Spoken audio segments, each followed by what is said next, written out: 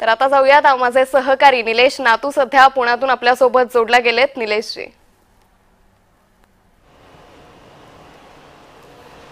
धन्यवाद अंकिता। अगदी खरं आहे, पुण्याची मिरवणूक जोरदार चालू आहे। तसं पाहायला गेलं तर आपल्या लाडक्या बाप्पाला निरोप द्यायची वेळ आहे बरं का, पण इतका आनंद त्याच्यामध्ये आहे हे थोडंसं असं द्विधा मनस्थितीचं धोरण खरं होतं की एकाला व्यक्तीला आपण निरोप देतोय पण इतका उत्साह, इतकी एनर्जी आणि इतका आनंद, हा आनंद असतो ते 6 चौक। लक्षात घ्या, लक्ष्मी रोडला जेव्हा मिरवणूक सुरू होते त्यानंतर 7 चौक असतात।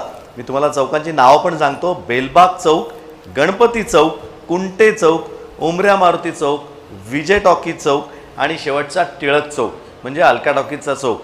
पण जेव्हा जसं विजय टॉकीज तुम्ही पार करता, मग हे जे वादक असो किंवा तिथे गणपतीबरोबर चालणारी मंडळी असो, जरासे त्यांचे डोळे पाणावले जातात, कारण तो शेवटचा चौक असतो। तिथनं तुमच्या बाप्पाला तुम्हाला निरोप द्यायचा असतो। पण निरोप द्यायचा असतो कशासाठी? कुठली गोष्ट घडते ती काहीतरी चांगलं होण्याकरता की परत बोलण्याकरता निरोप खरं द्यायचा असतो। राहुल, याबद्दल काय म्हणणं आहे? शेवटच्या चौकात आल्यानंतर डोळे पाणावले जातातच। खरं आहे, त्याचं कारण असं आहे की त्या चौकामध्ये प्रशासनातर्फे, महानगरपालिकेतर्फे एक मोठा मांडव असतो आणि जी मंडळं तिथनं जातात ती त्यानंतर फक्त त्या लकडी पुलावरनं पलीकडे जाऊन पांचाळेश्वरापाशी विसर्जन होतं। पण त्यांच्या हातामध्ये प्रशासनातर्फे नारळ दिला जातो की तुम्ही 10 दिवसाचा, यावर्षी म्हणून आपण 11 दिवसाचा हा उत्सव अत्यंत उत्तम पार पाडलात आणि आता तुमचा गणेश विसर्जनाच्या दिशेने जातोय। तेव्हा तिथनं पुढं पुलावरती ना वादन असतं ना काही, फक्त चालत लोक जातात। त्यामुळे आपण आता फक्त बाप्पाला शेवटचा निरोप देण्याची काही पावलं चालतोय ही भावना मनात तिथनं पुढं असते आणि त्यामुळे डोळे पाणावतात, असा त्यातला एक भाग आहे। खरं सांगायचं तर मगाशी निलेशजी तुम्ही सांगत होतात त्याच्यातला हाही भाग महत्त्वाचा आहे की मानाचे पहिले 2 म्हणजे कसबा गणपती, तांबडी जोगेश्वरी आणि पहिल्या 5 मानातला 5वा की जे प्रणेते मानतो आपण, लोकमान्य बाळ गंगाधर टिळक, त्यांचा केसरी वाड्याचा गणपती, हे 3च गणपती असे आहेत की जे पालखीमधनं विसर्जनाला जातात। त्यामुळे त्यांचंही एक वेगळं महत्त्व आहे। संपूर्ण त्या पालखीचा मगाशी आपण सगळा सोहळ्याचं वर्णन केलं तर हे 3च मानाचे असे आहेत की जे पालखीमधनं संपूर्ण या सर्व चौकांमधनं जात असतात। पण शेवटी असं आहे ना की तो विघ्नहर्ता आहे, सर्वत्र तो आहे। आपण अथर्व शीर्षात म्हणलेलं आहे तो ज्ञानमयो विज्ञानमयोसी, पण सुरुवात करतानाच आपण म्हणतो की कर्त्यापासून सगळा तूच आहेस। त्यामुळे जरी तो या पार्थिव स्वरूपातनं आत्ता जात असला 10 दिवसानंतर, तरी तो कायमचा आपल्यामध्ये आहे, ही एक भावना मनात आहे। ती आनंदाची गोष्ट आहे। कुठलंही शुभकार्य सुरू करताना अगदी मूर्ती नसली तरी आपण पानावर सुपारी ठेवून त्याला गणपती मानतो आणि त्याची पहिली पूजा करून मग कुठलंही शुभकार्य सुरू होतं। त्यामुळे तो विघ्नहर्ता आपल्याबरोबर आहे याचा आनंद असतोच, पण ह्या पार्थिवाला निरोप देतोय याचं एक दुःख असतं, म्हणून डोळ्यात पाणी असतं। आपण पाहतोय आपले उपमुख्यमंत्री अजित पवार स्वतः तिथे हजर आहेत आणि शिवमुद्रा ढोलताशा पथकाच्या तिथे त्यांची चर्चा चालू होती, त्यांच्याबरोबर हितगुज करत होते। त्यामुळे हजारो कॅमेरे सरसावले होते त्यांच्याबरोबर एक सेल्फी काढण्याकरता। पण ती व्यक्ती कशा पद्धतीने काम करते हे आपल्या सर्वांना चांगलं माहिती आहे। त्यांना फोटोमध्ये इंटरेस्ट नाही आहे, फोटोमध्ये रस नाही आहे, पण पुढे जाऊन काहीतरी काम करून दाखवायचं आहे यासाठी त्यांची लगबग चालू आहे। जाताना सर्व लोकांना भेटतायत, त्यांचे आशीर्वाद घेत आहेत, त्यांना आशीर्वाद देत आहेत, थोडासा संवाद साधायचाही प्रयत्न सुरू आहे। पण हा आजचा सोहळा दैदिप्यमान असा सोहळा आहे, पूर्ण जगभर पाहायला जातो हा सोहळा। तसं पाहायला गेलं तर 134 देशांमध्ये गणेशोत्सव साजरा केला जातो, गणरायाची पूजा केली जाते। पण त्याचं स्तोत्र जे आहे ते पुण्यातनं आलेलं आहे, त्याला हे व्यापक स्वरूप खरं मिळालेलं आहे, ते खरंच पुण्यातनं मिळालं आहे। तर ही पुण्याची मिरवणूक तुम्ही पाहताय, आत्ता तुमच्यासमोर जी चित्र आहेत ती आम्ही घेऊन येतोय थेट लक्ष्मी रोडवरनं। पण याच्याच बरोबर अजून 3 रस्त्यांवरनं ही मिरवणूक चालते। ते कुठले ते तुम्हाला सांगतो। तो पहिला आहे टिळक रस्ता, त्याच्या बाजूला लागून आहे तो कुमठेकर रस्ता, त्यानंतर येतो लक्ष्मी रस्ता आणि चौथा आहे तो केळकर रस्ता। या 4ही रस्त्यांवरनं ही मिरवणूक येते।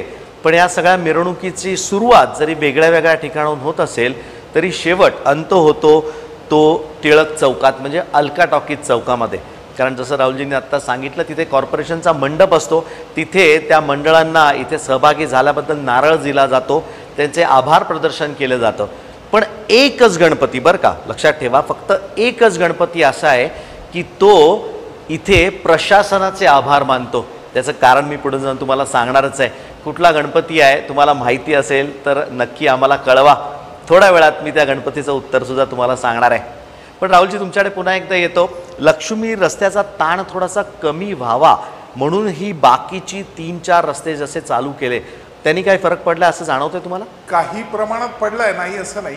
आणि शेवटी असं आहे ना की लक्ष्मी रस्त्याचं महत्त्व इतकं मोठं आहे की प्रत्येक मंडळाची इच्छा असते की आमच्या गणपतीचं विसर्जन सोहळा हा लक्ष्मी रस्त्यावरनंच जावा. पण जेव्हा हा ताण वाढायला लागला तेव्हा मग पूर्व भागातल्या काही मंडळांनी असा विचार केला, इतर भागातल्या टिळक रोड आणि इतर पुढच्या सगळ्या SP कॉलेज आणि त्याच्या मागच्या लोकांनी असा विचार केला की आम्ही टिळक रोडनी जातो. गावातल्या काही मंडळांनी विचार केला आम्ही कुमठेकर रस्त्याने जातो. काही लोकांनी ठरवलं आम्ही केळकर रस्त्याने जातो. पण शेवटी ते सर्वदेव नमस्कारम केशवम प्रति गच्छती म्हणतात तसं टिळक चौकातच सगळे एकत्र येतात. त्यामुळे थोडा ताण येतो, नाही असं नाही. एक सहज गमतीचा भाग म्हणून लक्ष्मी रोड, लक्ष्मी रोड, लक्ष्मी रस्ता असं आपण म्हणतो. पण याचा इतिहास किती लोकांना माहिती आहे याविषयी जरा शंका आहे. पुण्याच्या नगरपालिकेत याचा इतिहास आहे. याचं मूळ नाव काही लक्ष्मी रस्ता नव्हतं. पण ज्या वेळेला असं ठरलं की गणेश विसर्जन मिरवणूक आणि एकूणच सुविहित वाहतुकीसाठी हा रस्ता सरळ केला जावा तेव्हा त्याच्यामध्ये एक तिरपा जो वाडा आला होता तो वाडा पाडायचा निर्णय काही प्रमाणात त्या मालकांशी बोलून घेतला. आपल्याला सगळ्यांना माहिती की अशी जेव्हा जागा एखादी प्रशासन घेतं तेव्हा त्याच्या मोबदला म्हणून काही पैसे दिले जातात. पुणे नगरपालिकेकडे त्यावेळेला एवढे पैसे नव्हते म्हणून त्यांनी असा विचार केला की कुणी यासाठी मदत करेल का रस्त्यासाठी. आणि श्रीमंत दगडूशेठ हलवाई गणपतीचे जे दगडूशेठ गाढवे होते त्यांनी असं त्यावेळेला सांगितलं की ठीक आहे मी याचे पैसे देतो आणि तुम्ही हा रस्ता सगळा सरळ करा. आणि म्हणून मग त्या मालकाला पैसे देऊन तेवढा वाडा कापून तो अख्खा रस्ता सगळा सरळ अगदी टिळक चौकापर्यंत बेलबागपासून केला गेला. या बदल्यात तुम्हाला काय पाहिजे असं ज्या वेळेला नगरपालिकेने विचारलं तेव्हा त्यांनी असं म्हणलं की माझी बायको ही प्रचंड दत्तभक्त होती त्यामुळे आम्ही तो दत्ताची मूर्ती आणि हे उभं केलेलंच आहे. पण हा रस्ता जर तिच्या नावाने झाला तर बरं म्हणून त्या पथाचं नाव लक्ष्मीबाई गाढवे पथ असं आहे. पण सर्वच व्यापारी आणि महत्त्वाचा भाग तिथं असल्यामुळे नंतरच्या काळात त्याला लक्ष्मी रस्ता असा त्याचा शॉर्ट फॉर्म झाला. पण मूळ नाव लक्ष्मीबाई गाढवे पथ असं त्या पथाचं आहे. आणि आजही ती परंपरा महत्त्वाची आहे की इथूनच गणपतीची मिरवणूक पुण्याची विसर्जन सोहळ्याची पहिली जाणार. इतर रस्तेही आता सामील होत आहेत. पण शेवटी टिळक चौक ज्या ठिकाणी खरा निरोप बाप्पाचा शेवटचा असतो तिथं सर्वच एकत्र येतात.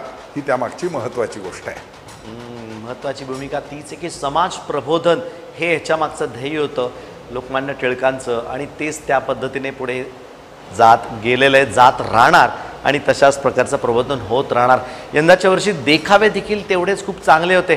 त्याच्याविषयी पण थोड्या वेळानंतर आपण चर्चा करूया. पण आत्ता तरी जाऊयात ते आपल्या मुंबईच्या स्टुडिओमध्ये.